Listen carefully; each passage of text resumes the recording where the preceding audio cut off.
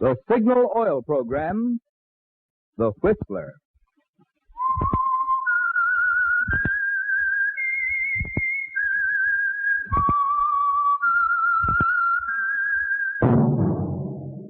That whistle is your signal for the Signal Oil Program, The Whistler.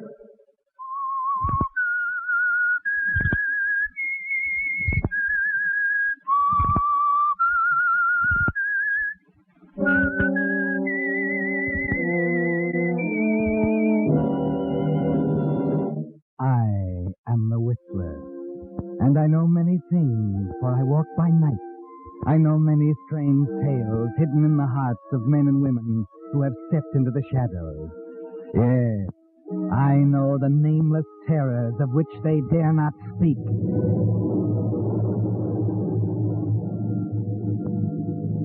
Yes, friends, it's time for The Whistler. And remember, let every traffic signal remind you, with new Signal gasoline, you do go farther than ever. Look for the familiar big yellow and black circle sign that identifies those popular Signal service stations in 7 western states from Canada to Mexico. And now the Whistler's strange story, The Master Touch.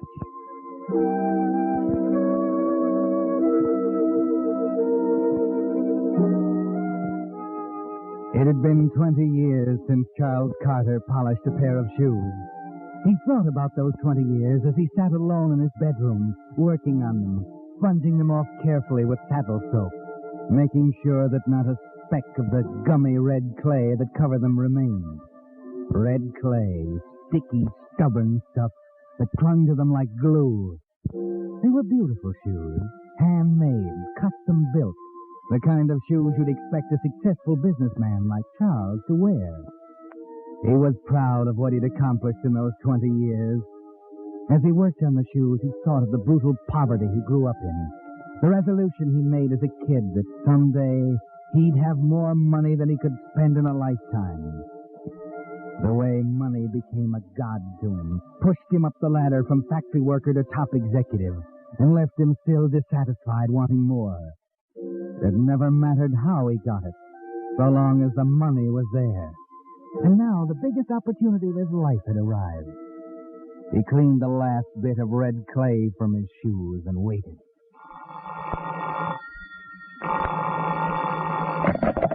Yes? Charles? Yes, Amelia, what is it? Charles, I didn't want to bother you, but... Oh, it's nothing, Amelia. What is it? Could you come over, Charles? I'm terribly upset. The police are here. Police? Good Lord, Amelia, tell me what's the matter. I don't know. I'm afraid you are right about Henry, that's it, isn't it? They think so. Amelia, it doesn't matter a hoot whether or not that caretaker was a favorite of your father's. I tell you, the man's dangerous, and you've got to get rid of him. Oh, please don't discuss it now, Charles. Can you come here? Of course.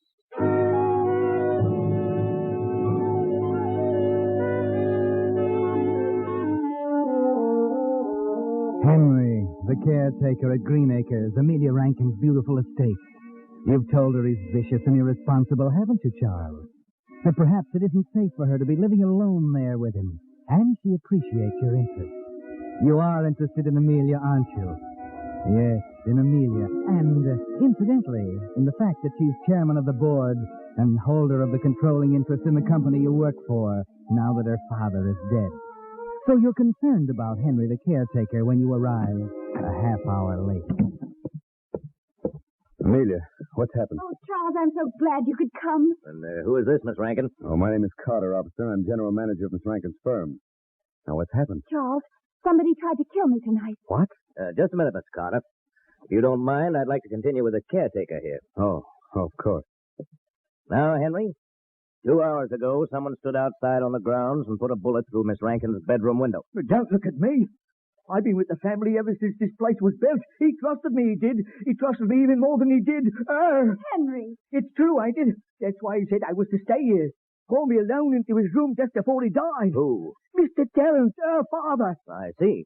Now, Miss Rankin, you say you've been reading until about 9 o'clock? Yes. I got up when I'd finished and walked past the window. There was a crash of glass, that's all.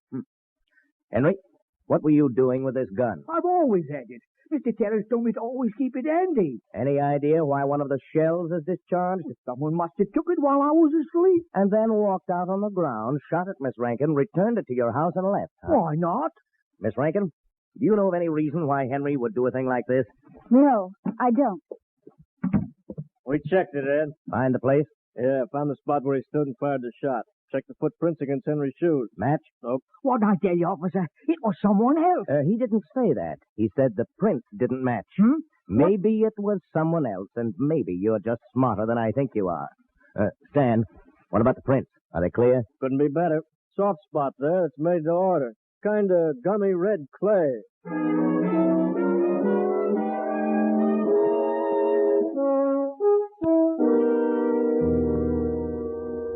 Well, they've gone at last. Will you believe me now, Amelia? I tell you that man Henry isn't safe. We don't know, You Charles. must think this over carefully, Amelia. It could happen again. But I can't let him go. He was right about Father. You don't have to let him go. What am I going to do, Charles? Amelia, perhaps what you need is someone here to protect you. Maybe you're right.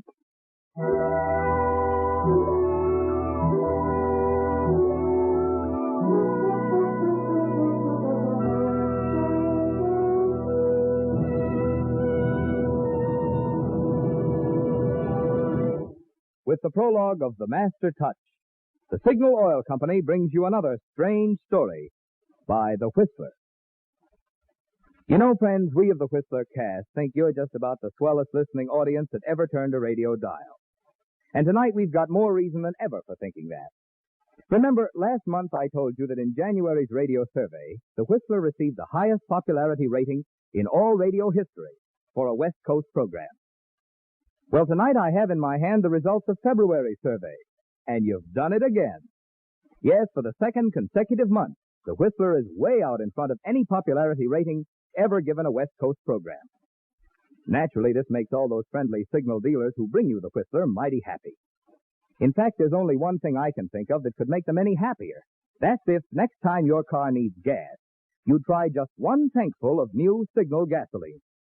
My bet is that once you try Signal's power-packed new Super Fuel that now helps you go farther than ever, you too will join the ever-increasing swing to Signal.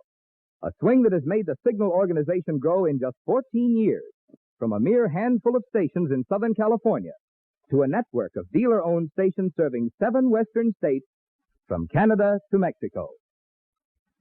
And now, back to the Whistler.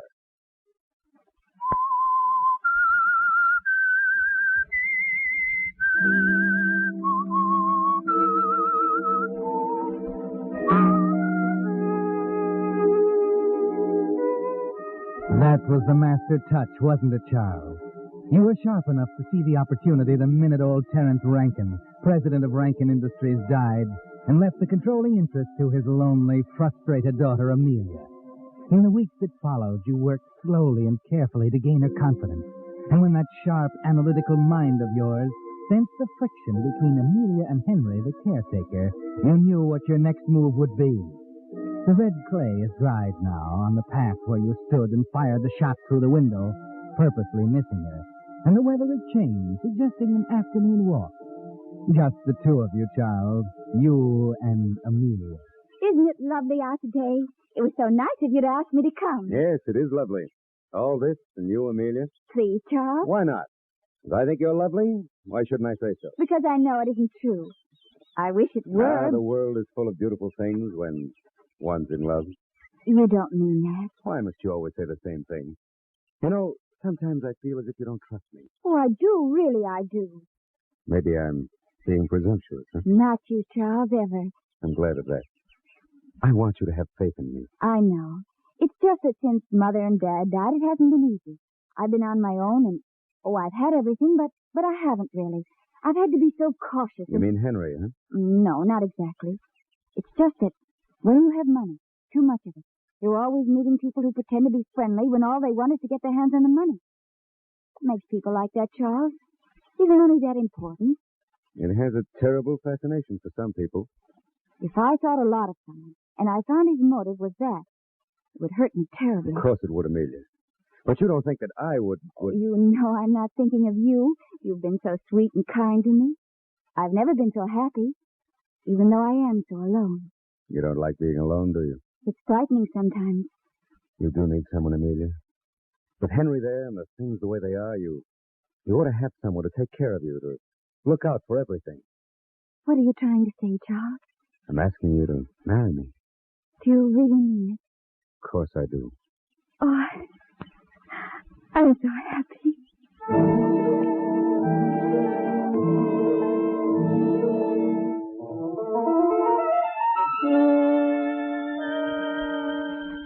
Yes, Charles, that was the master touch. It's the biggest deal you ever swung, isn't it? And it is a business deal. Dollars and cents, cash on the line. The only difference is that it's accomplished in a church, that the dotted line is on a marriage license, that the witnesses are wedding guests instead of company executives. But the plan has only begun, hasn't it, Charles? And like everything else you do, it has to be perfect. You have to take your time, move cautiously. So it's 3 months after you and Amelia are married before you decide to move again. Charles, Yes, Amelia? come over here and sit beside me. I was going into the library, Amelia. I have a reference to look up. I'll only be a moment. All right. What's on your mind? These few months we've been married, have they been happy for you? Why, darling, what a question.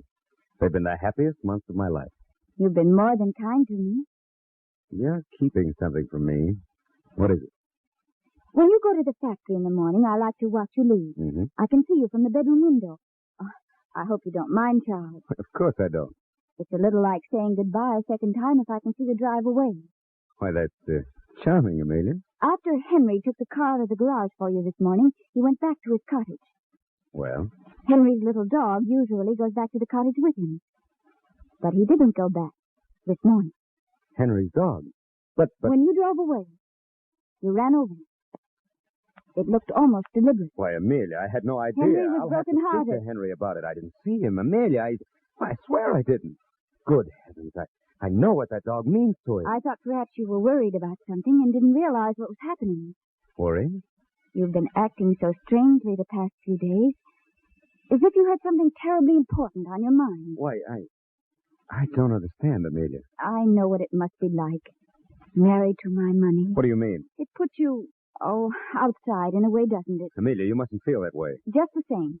From now on, everything I have is yours and everything you have is mine.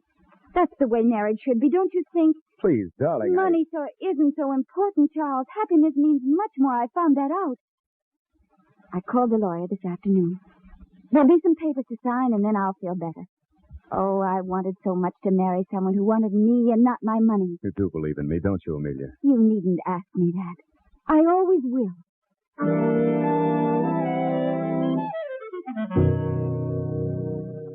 You hate her for that, don't you, Charles? As usual, she's done the honorable thing. Signed over all she has to you, making you wonder whether the rest of the plan is worthwhile. You were stunned by it, weren't you, Charles? The money is yours now, and you can stand pat. That is, if you're willing to spend the rest of your life with her. When you face that question, you realize you're going ahead with a plan. It's been boiling around in your brain too long, hasn't it, Charles? So now you're going to kill her. That's why you walk up to the desk of the Roosevelt Hotel in North City the next afternoon. North City, 100 miles away from Greenacres and Amelia. Yes, sir. May I help you? My name is Charles Carter. I have a reservation. Just a moment. I'll check. All right. Yes, sir. Room 241. Oh, I asked the clerk for something at the back of the building. I have some reports to write. I'll need quiet. Well, you'll find this satisfactory, I'm sure. Soundproof and in the rear. I'll be typing all afternoon, possibly late into the night. I don't want to be disturbed under any circumstances. Yes, sir. I'll tell the operator. Oh, and would you tell the maids, too, please? If they hear me typing inside, then not to come in. If you say so, sir. I'll have a boy take your bag. It looks heavy. Excuse me, clerk. Oh, I'm sorry. I was looking the other way. Clerk, I've decided to take that room you were holding for me. Lane is the name. 385. All right, Mr. Lane. Just a minute, please. Oh, here's the boy, Mr. Carter. You can go on up. Thanks.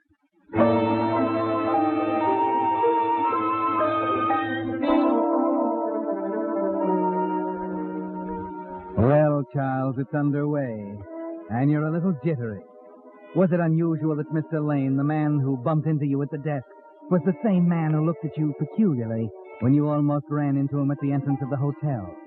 You finally decide that it's natural, that you're on edge, imagining things. 5 minutes later, alone in room 241 at the back of the hotel, you open your bag and take out a small portable phonograph with a repeating attachment. Connect it, put on a special record, and listen.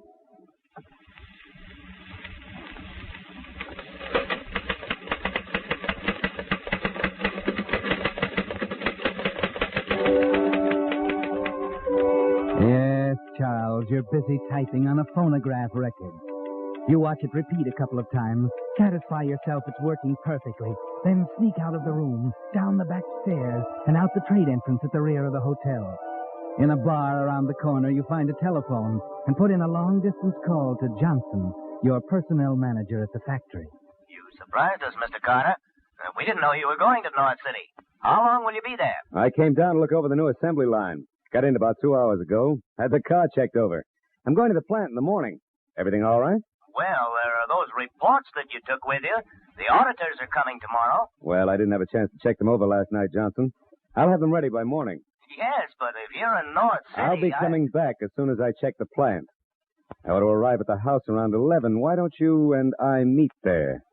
And then I'll give you the report. Oh, all right, Mr. Carter. 11 o'clock.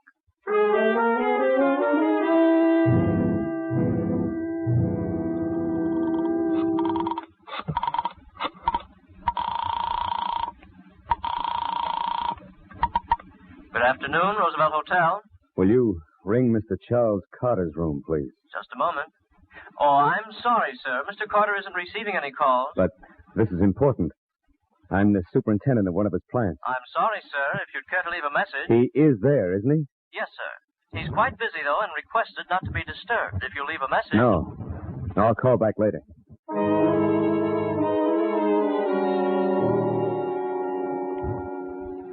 The clerk is a first-class man, isn't he, Charles? Follows instructions to the letter.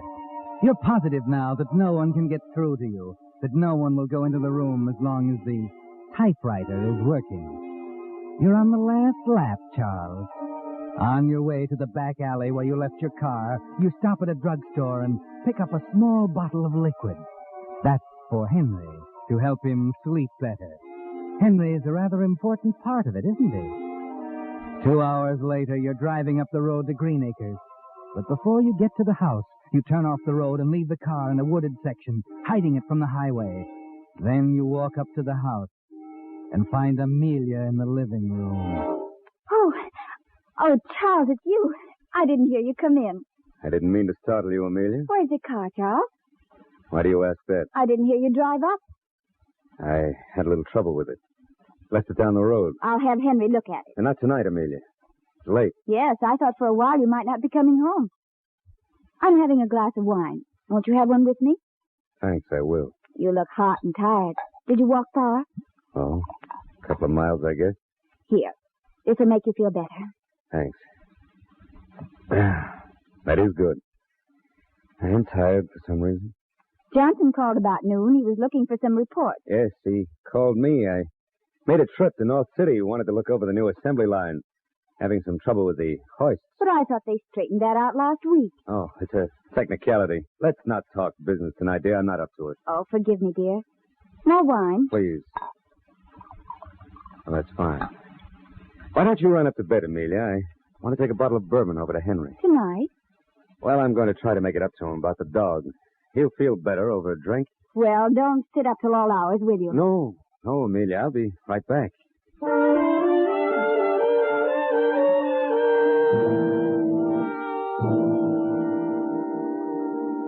Let me pour you another drink, Henry.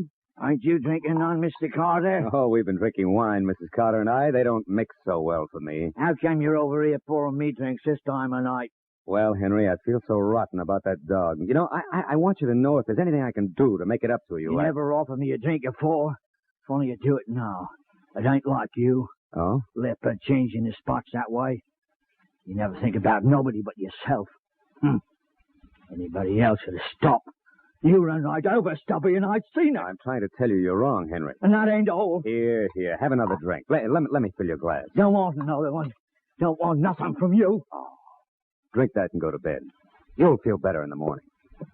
Taking the bottle with you? Well, it's empty. Could have brung a full one. You've had enough, Henry. More than enough.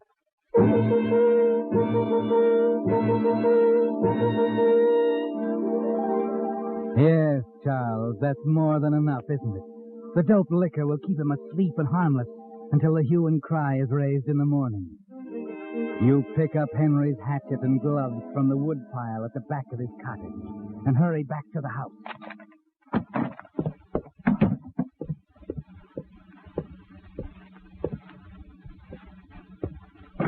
No, that lamp.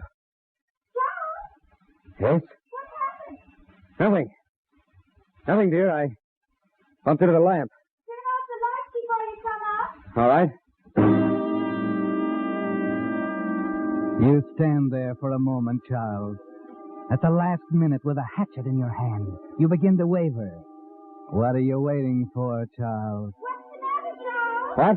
Why don't you come up? I think I'll read a little while, dear. Go to sleep. I'll be up pretty soon.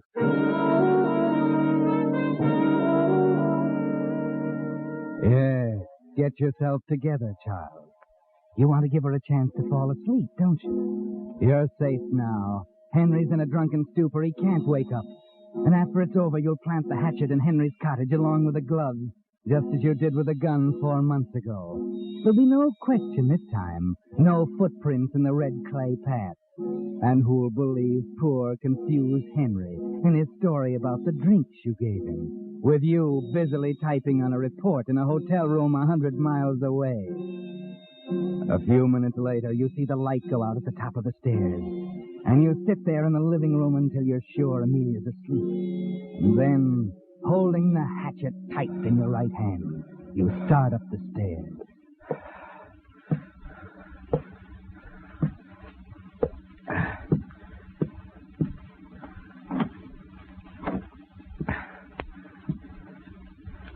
There's Amelia on the bed. You do hate her, don't you, child? You try to steady yourself, forget the pounding in your head, and walk over to the bed.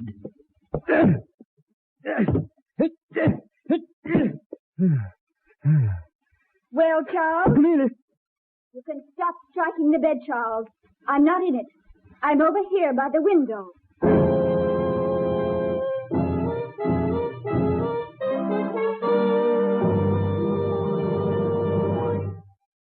The Whistler will return in just a moment with the strange ending of tonight's story.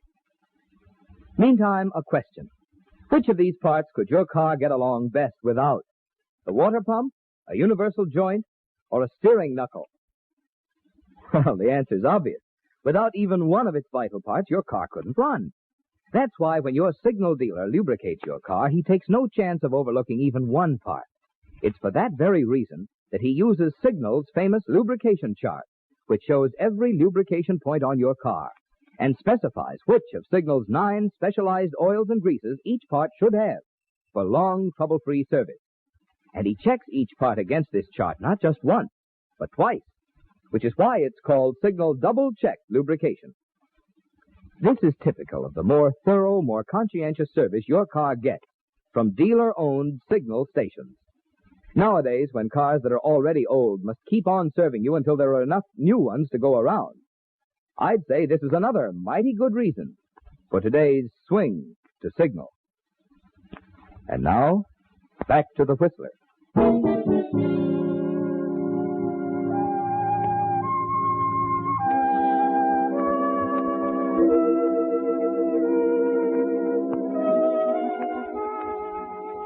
Well, Charles, the master touch wasn't quite enough. You stand there bewildered as Amelia switches on the light. The shot through her window 4 months ago, the careful, gradual cultivation process, the marriage, the alibi in North City. It all seems ridiculous, doesn't it, Charles? And you're too dumbfounded to say anything. You can put the hatchet down, Charles. You won't need it. What are you doing? Nothing. I was looking out of the window. The moonlight's beautiful. You can see for miles. Isn't that your car down by Miller's Pond? It's hidden from the road, but I can see it clearly from here. Oh. No, Charles. I said you wouldn't need the hatchet. What's going to stop me, Amelia? What I have to say. Won't do you any good to stall? I've come too far for that. Yes, much too far. You see, Charles, I know everything you did today. I hired a detective to follow you several days ago. He was waiting for you at the Roosevelt Hotel when you arrived. I talked to him on the telephone just before you came in tonight. His name is Lane, isn't it? Yes, that's the name he used. Well? He told me you were rather a good typist. And I told him that you couldn't type at all. So he went into the room. It was a clever way to establish an alibi, Charles. But I wasn't sure until he told me about the bottle of sleeping drug you bought in North City. Get to the point. It's pretty ridiculous, isn't it? My believing that out of all people there was one whom I could believe in. Where's your detective now? Outside? No. He did his work. I dismissed him. You mean we're alone? Yes. You expect me to believe that? It doesn't matter whether you do or not. Remember our agreement, Charles? Everything I had was yours. Everything you had was mine. So when you decided to take my life... Quit simpering. You think you can talk me out of it? I said it doesn't matter anymore, Charles. Nothing matters now. You see, the wine we drank together tonight was poison.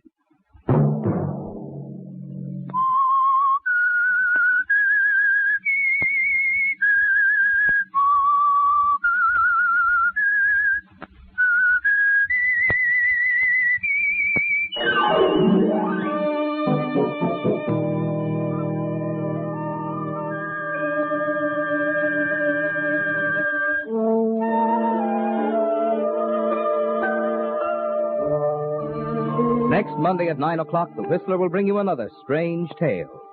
The Whistler is broadcast for your entertainment by the marketers of Signal gasoline and motor oil and fine quality automotive accessories, and by your neighborhood Signal dealer. This program, produced by George W. Allen with tonight's story by Robert Foster, music by Wilbur Hatch, is transmitted to our troops overseas by the Armed Forces Radio Service.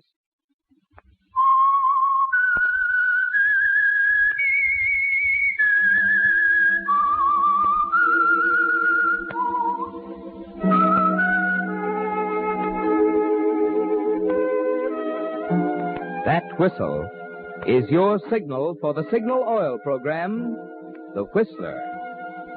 This is Marvin Miller speaking, reminding you to look for those familiar yellow and black circle signs that identify those popular Signal Oil stations in 7 western states from Canada to Mexico. This is CBS, the Columbia Broadcasting System.